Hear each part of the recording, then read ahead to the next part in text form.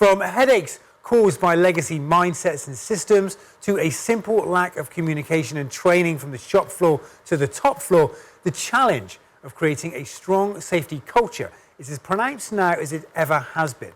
But as the events of the past 12 months have demonstrated to all, a strong health and safety culture has never been more important.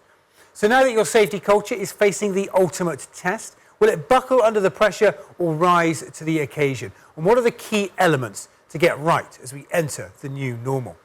To find out, please welcome our final speaker for the day, the brilliant Terry Mathis, founder and CEO over at Proact Safety. Terry, many thanks for joining us here today.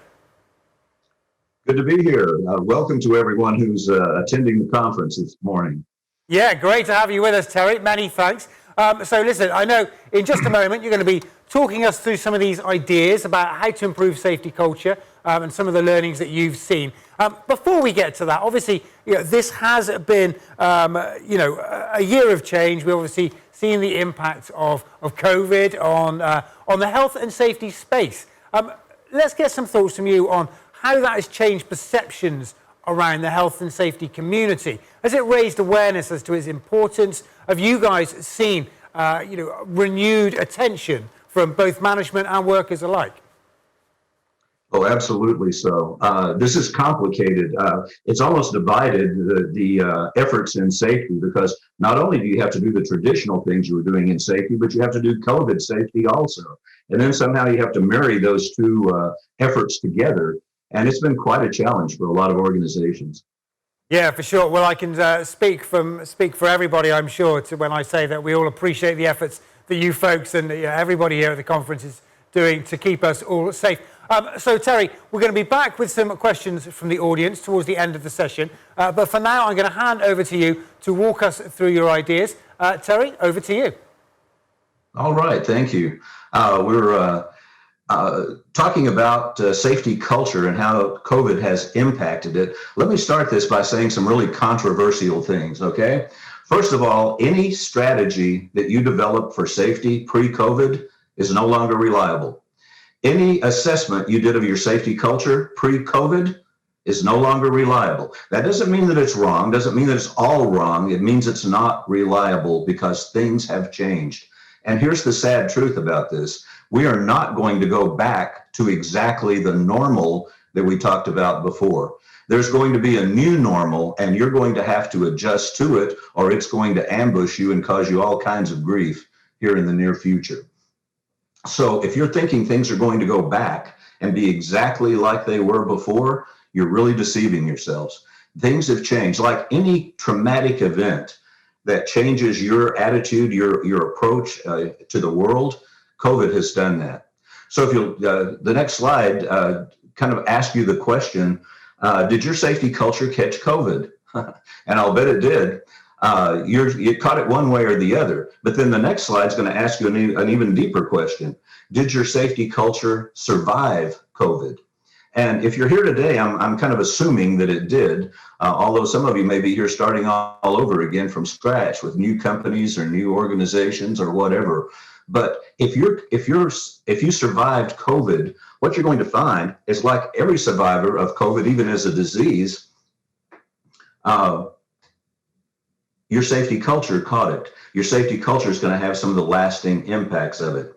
So as one of the authors, interesting story, several years ago, Jay Wiley and Sons, one of the more prestigious scientific publishers, came to me and said, Terry, we've been reading your blogs and your podcast, and you need to write a book on safety culture. And I said, well, I wrote one in 1993, and nobody wanted to read it back then. They all wanted to talk about behavior rather than culture. And they said, yes, but what you're saying is very relevant. And I said, there are 12 other books on safety culture out there already right now besides mine. And they said, no, there's actually 13. So I had to read the other book before I wrote this last one. But they said, everybody else is telling you how to describe a safety culture, how to analyze a safety culture. They're not telling you how to improve one. And that's what we're reading in your blogs and podcasts, is how to improve a safety culture. So anyway, I wrote the book called Steps to Safety Culture Excellence. And a lot of the information I'm going to bring you today, it comes from that book, although really what I'm going to present is more specific to the slides. But let me share just a few ideas from that. First of all, on this next slide, it's going to ask you what is a safety culture? And theoretically, there's no such thing. Okay, cultures don't form around topics like safety or quality or anything. They form around a group of people. And if culture is a bit of a mysterious term to you, substitute the word common. But don't use the definition of common as everyday. Use the definition of common as shared. A culture is something that a group of people share. And what they share are basically perceptions, values, practices. And when those become common to a group of people, you have a culture. So any group of people that have been working together for any period of time already have a culture. And the safety aspect of that is what we've kind of separated out, like scientists tend to do, so we can study it in isolation, even though if we really pay attention, we understand it doesn't work in isolation. It's impacted by all these other things. So what does impact a safety culture? Well, that's what I put up on the next slide over here. Basically, the three things that I wanted to talk to you about today. There are others, by the way, but these are the three things I wanted to talk to you about today. Culture is not a construct. It's not an engineering thing. It's organic. It grows like a plant. So if you think about a plant, what does it take to make a plant grow? You have to control the climate and the chemistry, right? The plant has to have the right temperature, it has to have the right amount of sunshine. The soil that you plant it in has to have the right nutrients to grow it. That's what forms a culture. And that's why so many people are unsuccessful at shaping or improving their culture, because they're approaching it directly. It's an indirect thing to change your culture. You don't change your culture. You change the climate and chemistry, and your culture grows within that climate and chemistry. But ultimately, a culture is formed by its members. And I wanted to show you kind of how that works. This is the only diagram I'm going to share with you from the book. But on this next slide over here, think about how people influence each other. This is an interesting concept and one that a lot of people misunderstand, but this is going to give you a basis for how you can address your culture change after COVID. So here's what happens. People come into your culture. Picture a new employee coming into your culture. They have perceptions. If you've ever heard the old saying that perception is reality, I'm sorry, totally false. I couldn't disagree with that if it were twice as wrong. Perceptions are the way people think about things. Reality is the way things really are. You can perceive that it's snowing outside right now, but if it's not, your perception's inaccurate. And these are the two kinds of perceptions, accurate and inaccurate. Perceptions impact something called attitudes, which are really tricky things. I have a lot of people that say, boy, Terry, it's hard to change somebody's attitude. No, it's not. Walk up to somebody and say, I want to talk to you about your attitude, and you'll change it almost instantly. Not the way you probably intended to.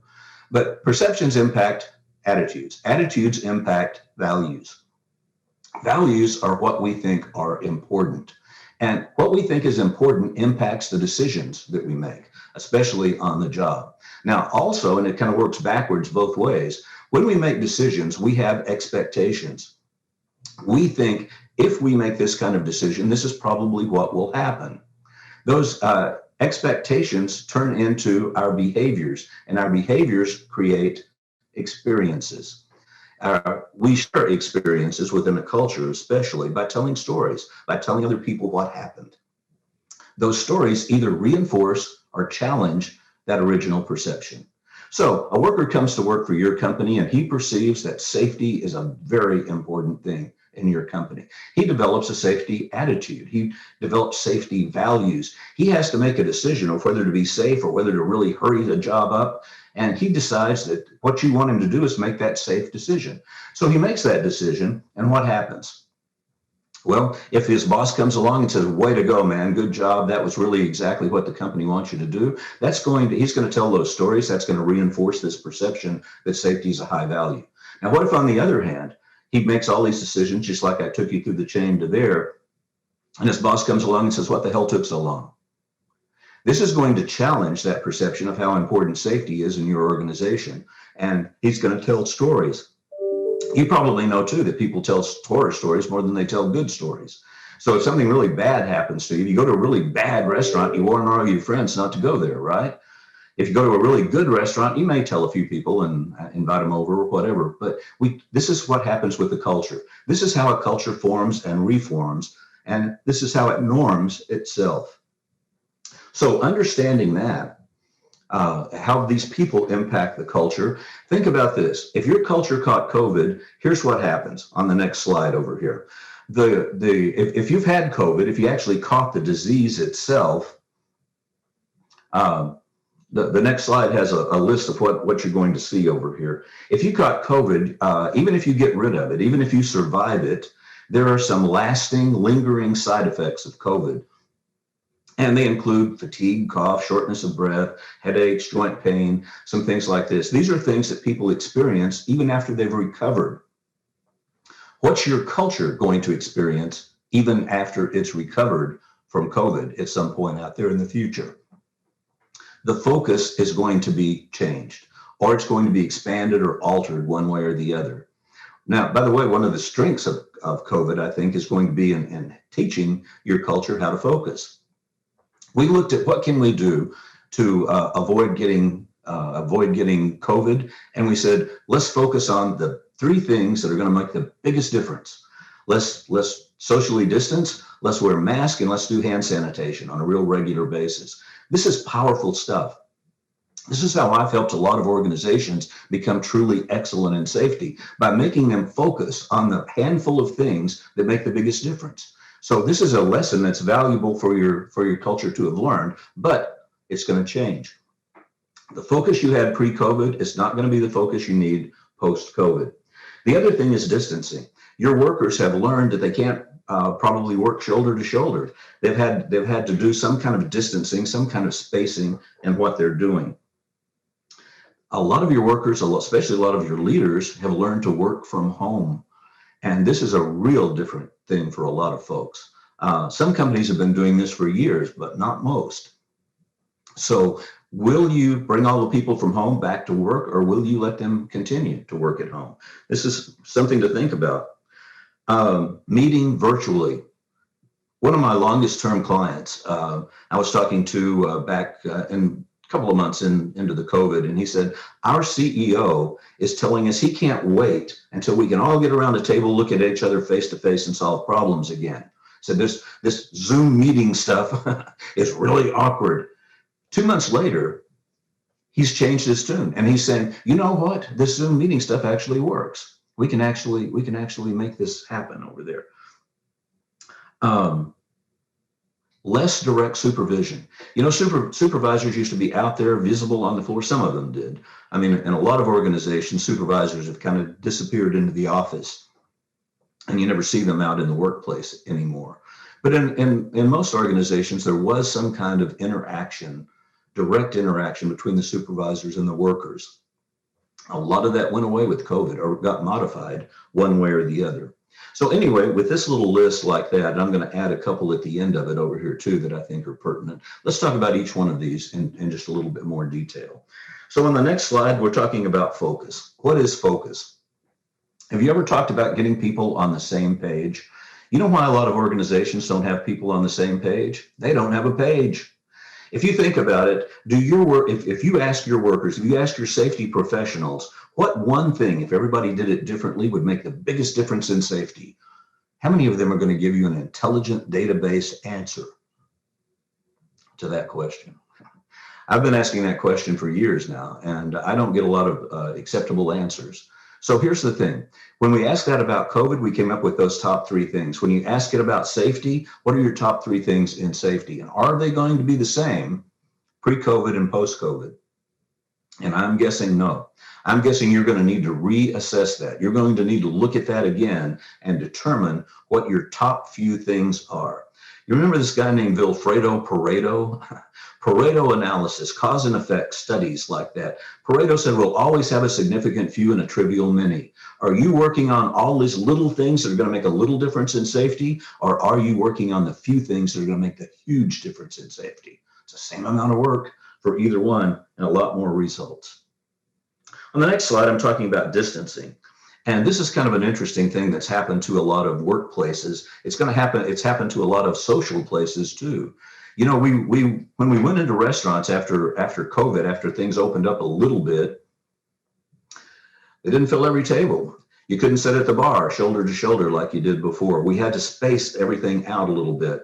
As we started learning how COVID was spread, we started realizing that getting too close together was going to cause a shared event with COVID also. So we started distancing.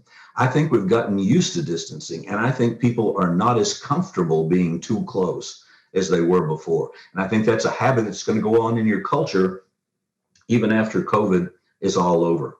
So can you facilitate that in your workplace? Will this facilitate this kind of change in your culture? Can you distance people while they're doing work out there? The next one is working from home. This is really an interesting thing. Now, in my company, we've been doing this for years. We became a virtual company a number of years ago. What happened? I traveled so much back in the early days of forming this company that when I got home, I didn't want to go to the office. And when I quit coming into the office, my senior partner said, well, if you don't come in, why do I have to come in? And a few months after that, all the other people in the office said, well, if you guys don't come in, why do we have to come in? And we sat down and actually had a physical meeting, and we said, you know what? We don't have to do that. Now with things like VoIP phones and computer sharing and Zoom, as it started coming out and everything, we said, we don't have to do this. We can actually operate without all this physical travel. And we're a safety company. So what we realized was the greatest safety risk we take is when we get on the highway and drive to the office.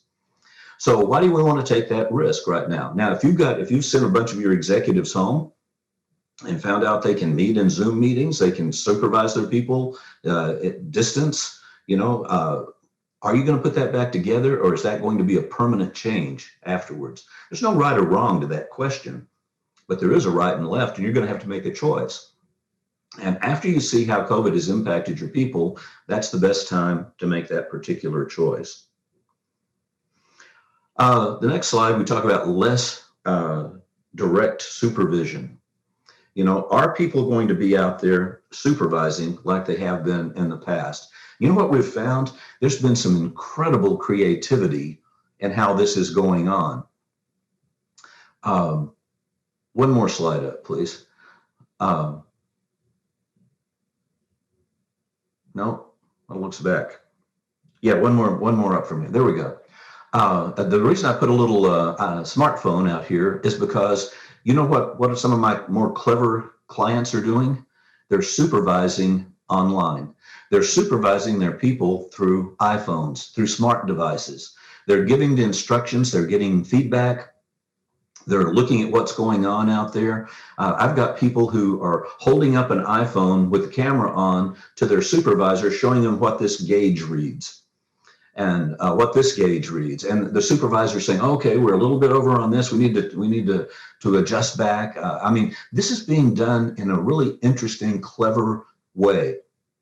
Now, after we've gotten used to doing this for months, are we going to go back to the old way of doing it, or are we going to keep this new way of doing it? Again, no right or wrong to this question, just right or left. Which way are you going to choose? Which way makes the most sense? Did we discover something new in the technology while COVID was out there? And in general, the answer to that is no. All this technology was already there. COVID didn't invent this technology. It didn't introduce this technology. It just pushed this technology. It made us go to it because we didn't have any other choice. And now that we've gone to it, I think there's a lot of it we're going to say, ooh, that makes sense. That's actually a little bit better than it was before. When I adjusted for my clients, just after COVID started, I said, I can deliver this training, I can deliver this consulting service to you on a Zoom meeting. And they said, will that work? Can we really do it that way? How much less will it cost? Well, interestingly, over the next 2 or 3 months, they answered those questions for themselves. Even though I was trying to feed them some information, they realized that by doing Zoom meetings themselves, that Zoom meetings could be very effective, that Zoom training could be very effective, that Zoom consulting could be effective. And as they discovered this, they also discovered that, like right now, I'm working with a company in the UK, I'm working with a company in Malaysia. Unlike what would have happened a year and a half or 2 years ago, I have not flown to the UK and I have not flown to Malaysia. And if you look at what a business class ticket cost to one of those places, There's the answer to the first question, right? How much less is this going to cost? Travel cost. You know, you buy me a business class ticket to London and then rent me a car to drive up to your site, then put me up in a hotel and buy me meals and everything else. Is that really better than getting me on a Zoom meeting and letting me teach your people there? And what they're finding out is no, it's not that much better. It's not worth the additional cost. So are we going to go back to that afterwards? Gives me a little bit of fear for the airlines. Are the airlines ever going to go back up to the level of business that they had before? Are you as a company going to fly as many people around to as many different meetings as you used to? Or are you going to use this technology? And is that going to permanently change the way your culture interacts with each other? You know, there are cultures in social media. A lot of people have a Facebook culture. A lot of people have a Twitter culture. A lot of people have various, whatever technology you're using online. You get a group of people together, they start sharing things, they start interacting with each other. A lot of companies are trying their best to form that kind of culture online because they know the interconnectivity isn't going to be what it was before. So are you looking at that? Are you thinking about that? Are you planning for that in your company's future? I'm talking about now consulting and meetings and things like that. But on the next slide over here, what I wanted you to think about was training and consulting methods. Again, I'm a consultant, so this is very near to my heart. I'm a trainer also. So I'm training people in the UK to do a particular safety process. I'm training people in Malaysia to do a different safety process. I'm also training people in North Dakota, in the Gulf of Mexico, and in Denmark right now to do different safety processes. Training online works. Now, I had to learn some tricks. I had to learn some things because training online tends to be more like what we're doing right now. It tends to be a talk, an information dump. You have to learn how to get your people involved online and give them something to do, get them engaged in the training so they actually don't just learn information, but they learn skills and they can actually go out and practice what they've learned afterwards.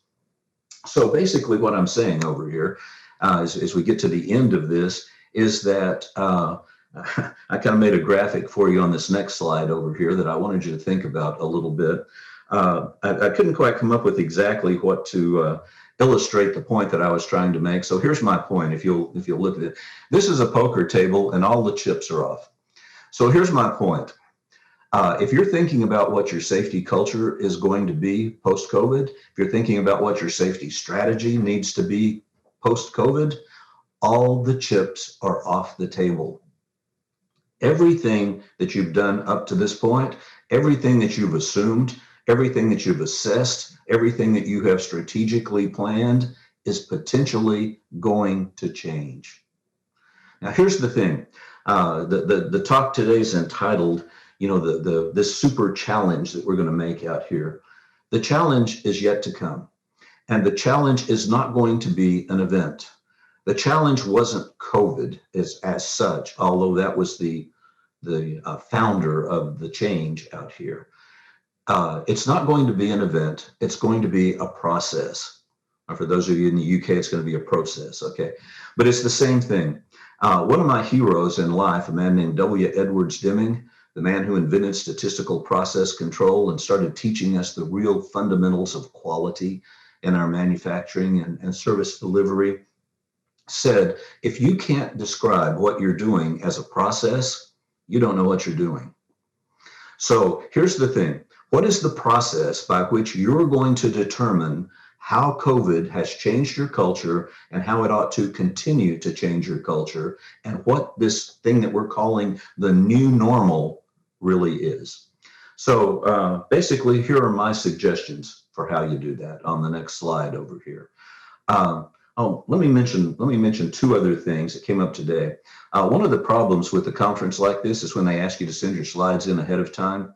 They don't get the stuff that you learned 30 minutes before you made your presentation. You don't have time to get them into your slides over there. But there are two things that came out in an article that I co-authored that I reread over here. And it just dawned on me that I probably should have mentioned those in this also. One of the things that's going to have happened is not just COVID, but it was the administration change that happened during COVID also, which probably, depending on your political leanings, might have been influenced by COVID and by some of the COVID things that happened. But there's going to be some legal and psychological changes after pre-COVID and pre-election and everything else also.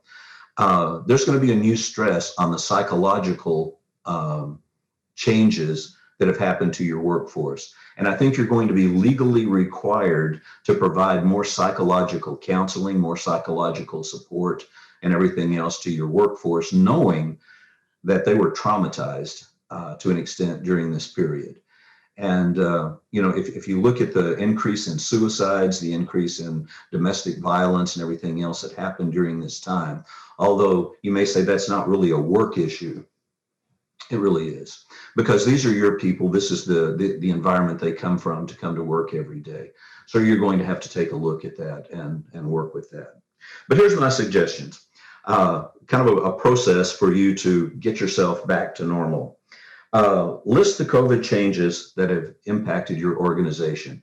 Really sit down and think about these things. What has COVID changed? And I think these are, even though the list I've just given you, the things we've just discussed are some of the main points, they're certainly not the only points. This is not an all-inclusive list of things that can happen. So ask yourself, how have we changed since COVID? How are we doing business differently than we did pre-COVID? Customize a perception and cultural survey. Now, this can be a paper survey, it can be an online survey, it can be an interview, an informal survey, but ask your people. Here's the thing, Deming also, one of my heroes, if you haven't guessed already, said, people support what they help create. You want your new culture to have a maximum amount of participation from the members of it in reforming it post-COVID. So find out what they're thinking. Find out what this is all about. Don't just have them fill out a piece of paper or an online survey like that. Interview them also. Now, if you can do the paper or the survey first, and look what your main issues are that come out of that, and then in your interviews, probe and ask about that. Say, well, you told us that training is really not what it ought to be since COVID started. Tell us how it could be better. Tell us what you think we ought to do with that. Get their input and get it in person as well as on paper. So after you've done all this, sit down in a strategic leadership meeting and strategically decide how COVID has impacted your organization and how you ought to deal with that into the future. Some of these changes are good. Some of these changes are going to last and actually be improvements over what you've been doing. But think strategically. Safety is not strategic in the US, especially right now. Most of the organizations I go to don't have a safety strategy. They say they do, but all they got is a bunch of safety programs that they're throwing at their safety problem. That's not strategy. That's just programmatic. Programmatic is almost the opposite of strategic. Once you've got your strategy in place, part of strategy is measurement. How are you going to know if this is working? Determine some metrics, picture what success is going to look like, and measure your progress toward it. That's basically what I prepared for you here today. If you have questions, comments, concerns, or whatever, the floor is open. Yeah, great stuff. Many thanks, Terry. So, listen, I've got so many questions myself, but we have got some questions from the audience. So I think in the interest of time, I'm going to go straight to those. And I think our first question comes from Laurie. Hi, Laurie. Hi there. Hi, Terry. I'm Laurie Williams with eDriving. Nice to meet you. Good to meet you. Listen, loved your session. I'm not sure if you've ever heard of eDriving, but some would think of us as a technology company for driver safety. But what's interesting about this conversation, if you really ask us, we're more in the business of behavioral science, right? And I love your whole chain around culture, which really expressed it beautifully. And my question to you is, what do you see as the role of managers and supervisors on influencing that culture? You talked a little bit about how that's changed in COVID, how they communicate, but I wondered specifically if you feel they hold a big role in actually influencing that culture.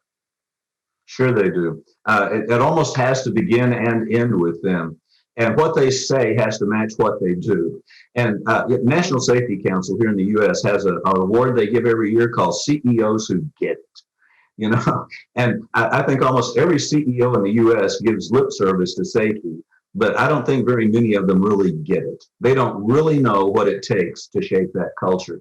And they don't really realize how every time they go out in the field, they probably damage it, you know, to an extent, because what they do and how they act in the field, their own example, what they talk about, you know, which is what workers take is what's important, you know, it's what the boss is talking about. What he's not talking about isn't important, you know. So I don't think they really realize how much impact they have.